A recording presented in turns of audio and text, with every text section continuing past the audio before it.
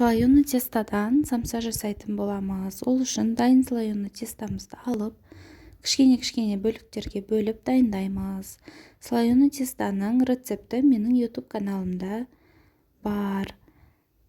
Жазылып қарасаңыздар болады. Осылай дайын қамырларымызды алып, ұнға аунатып, оқтаудың көмегімен бір-бірлеп жайып дайындап алатын боламыз.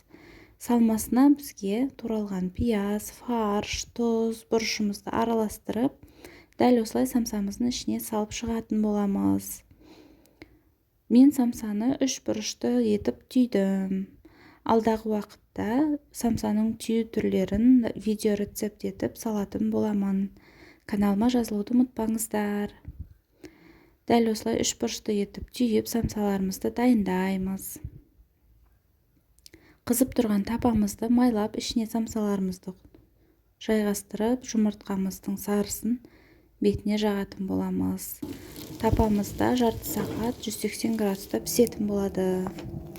Қытырлақ өтілген самсалар дайын. Ас болсын!